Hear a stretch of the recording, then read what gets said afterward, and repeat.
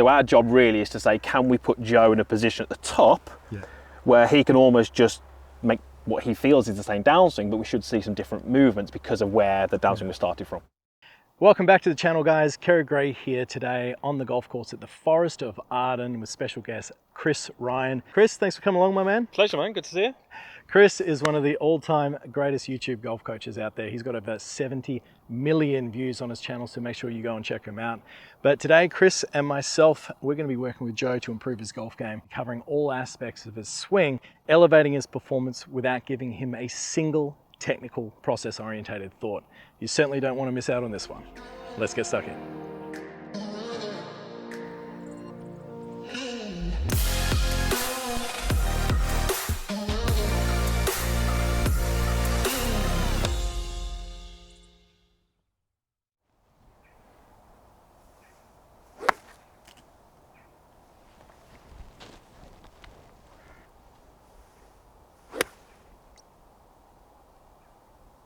That's right. There we go, yeah. So a couple of different variations there, Joe, right? So how often are you playing at the moment, bud? Once a week. Yeah, okay. Yeah, max really. So. Are you just playing with friends? Or? Yeah, my brother mostly, so. Yeah. Nice. So you've been working with Chris for about a year, yep, right? About a year now, Or you've been playing for about a year and you have lessons a little bit sporadically here and there, but you're just really out there to enjoy yourself, right? Yeah, exactly, yeah. Okay, you're not trying to be a world beater just yet.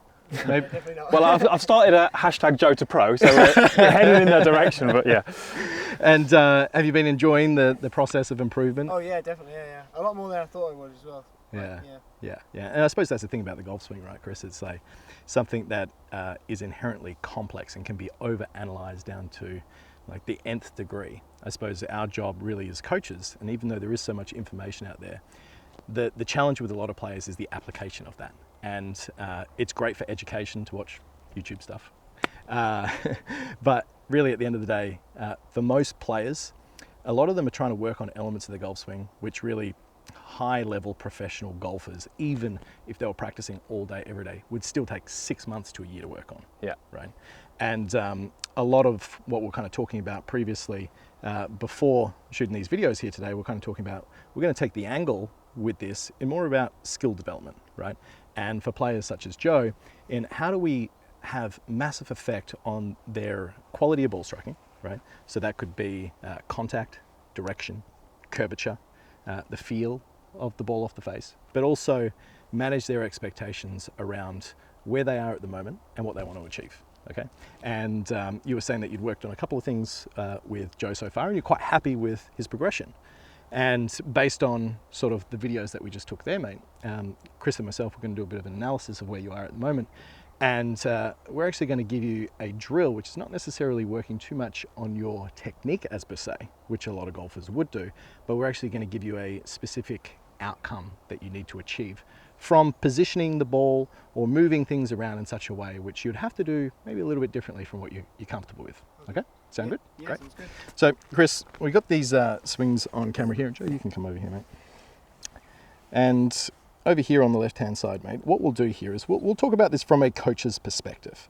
And we will talk about sort of the ins and outs of what we see with Joe's swing from what would be considered like a normal pros analysis of it, right? So we've got the down the line over here on the left-hand side and the face over here on the right. So as I play these through, what I want you to do is kind of talk to me about what you see as Joe's coach and little things that you've kind of worked on as such with this golf swing so far. So first of all, this setup is great because Joe tended to get really close to the golf ball, a little bit too tall. So we backed him up a little bit and I'm much happy with how he's standing to the golf ball, which is important. Looks great.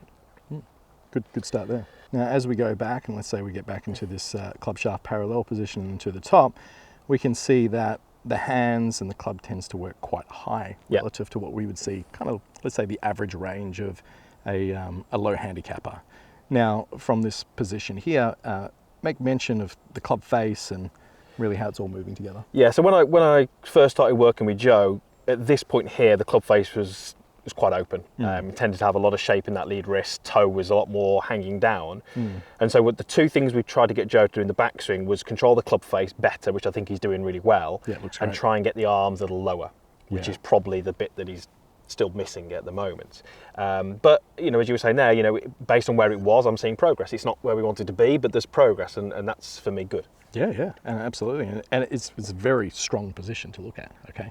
We see a lot of high-level golfers with this slight bowing look and aesthetic of the wrist. And a lot of players out there, and when they're working on their own games, there's a common trend when you see a lot of the best players in the world, there would be a degree of that to a lot of them, right? And that helps you get your compression and shaft lean. But really with what we're looking with you here, Joe, is that we can see that the golf club works on quite a vertical upwards plane, doesn't it? Right? Yeah. So you can see the hands are quite high. Yeah. Now, the one issue with this, Chris, as we were talking about before, is what happens in the downswing here. Yeah, so as soon as he starts to rotate, you know, the rotation is an outward movement for the club in the hands. So it was already a little bit, you know, too much in line with the ball. So as soon as he starts down, you know, not overly unhappy with the angle of the club shaft, but it's just all shifted outward a little bit too much, too much in front of him, which kind of you'd expect that based on where he was at the top. Yeah, exactly. The more overrun of the arms and the higher that they get, the narrower they generally get in the downswing. And it's quite hard to get that shallow look that you would see with the pros, because by this stage of the swing, generally what we would see with the lead arm parallel is most professional golfers within reason would be kind of working through that kind of right bicep angle there. Exactly. Right. So just the pitch of the shaft as it's coming down is just too steep. Now, what we would see as the effects of that is that your body compensates in a variety of ways. It'll either stop rotating and you stand up, you bunch your arms up, and let's see what you yourself do to make sure that the club doesn't crash into the ground. So make mention here, Chris, of what you see with this. So because of where he was, downswing path is a little out to in, and even though the club face is in a pretty strong position through the golf swing, it's open at impact due to the way that he's releasing his right hand a little bit too much under his trail thumb, sits a little bit too much to the side of the handle. So it's a pretty common out to in. Face tends to be open to that path, and then Joe tends to miss more of his shots out to the right. Yeah. He can square the face up, but it's a little bit harder with that delivery to get the toe over the heel. And this is the one real challenging thing for players at home when they do record their swing. They sometimes don't look at the golf swing as a whole and how it fits together. So for example, let's say that they look at the direction of the club and they go, oh, that's out to in, must be a slicer, your ball's going to the right as well, right? And then they go, well, I must need to make my club face stronger. Now, Joe, if you make your club face stronger from this position, bud, you're going to be wrapping that thing around your left ankle over to the bushes there. So we just need to be very careful. And this is more of a direction of the swing issue in which we're going to be working on with you today. From the face on here, really, from what I can see, it's reasonable enough for what he wants to achieve. Yeah, exactly, yeah. Right. And he's making a relatively centered pivot. And for what you need to achieve, right, there is just one key area within your golf swing that Chris and me are going to help you with here today.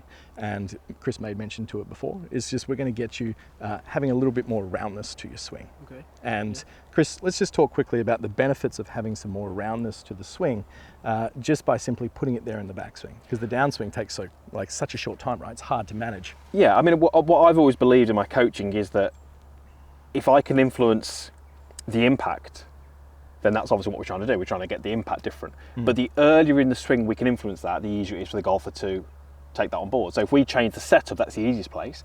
Backswing is the next easiest place. And as you start to get into that downswing, which is super fast and over in a split second, hard for them to do it. So our job really is to say, can we put Joe in a position at the top where he can almost just make what he feels is the same downswing, but we should see some different movements because of where the downswing was started from. Yeah, and the majority of players that are coming to us for lessons, be it online lessons or in person, they're not practicing all day, every day. No. And as much as they like the idea of creating this perfect, proficient golf swing that they see in the magazines and on TV, it just takes such a considerable amount of time to do so.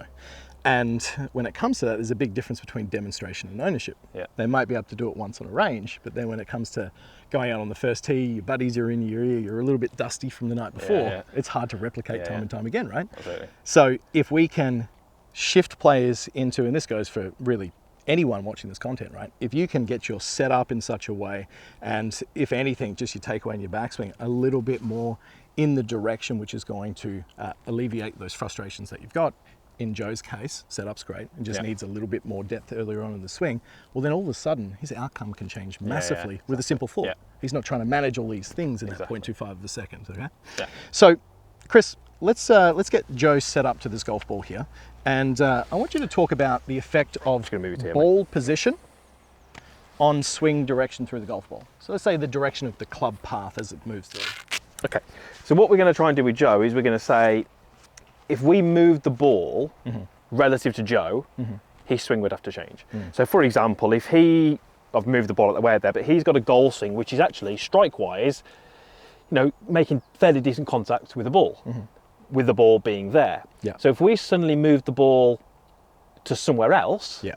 that swing that he's been doing wouldn't work. Yeah, exactly. Yeah. So if we were to move the ball, and kind of this is where we're going to kind of work, we're going to move it like severely back. If you take your setup again, Joe, that swing that you've been doing would land here.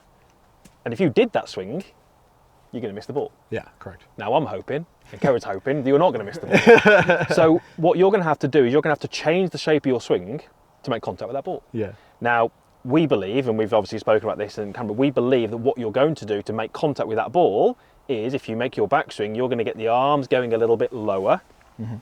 And then once you get to the top, you're probably more likely to hold that rotation, let the arms work down a little bit more on their own. And we can see, you'll probably see from that camera, that's a very different downswing shape. But if you continue to let those arms work independently of the chest, you could quite comfortably hit that golf ball. It's not going to go straight, but at this stage, we're sort of saying that. So I'm a big believer in that the ball is super powerful. Oh, you know, if you move that ball, you're not going to get many golfers who would do the same swing and miss it. Yeah. You'll change it. Yeah, exactly. You're changing your attention to something, and it changes your intention around the way that you're going to swing. Now, if you were to say what your biggest frustration is at the moment with your ball striking, right? What would you tell us? In terms of actually topping it, and Yeah. doing it. Yeah, I tend to top it more than anything really. Yeah, and that's the effect of those arms getting long, the club's getting Yeah. steep, and your body compensating that. What about direction as well? Just off to the right really. Off to the right, Yeah. yeah. So this might be a little bit uncomfortable with this exercise that we're going to get you, because it's going to feel like you're going a long way to the right. Yeah. But the club face is king in the golf swing, because that club face influences the starting direction of the golf ball far more than a lot of other variables, right? So when we are working on shifting your ball further back, and this is going to help you get that club delivering a little bit more from the inside, Chris has done all the heavy lifting for me earlier on in working hard on your club face, right? So even though your ball's going to the right, like we were demonstrating and we're showing you in the video, your club face orientation is great, mate, right? We just need to change the direction of your swing a little bit. That will match up with the path, and I think we can get you hitting some nice little push draws by the end of this little session. Does that sound good to you? Yeah, it sounds amazing. Yeah, absolutely.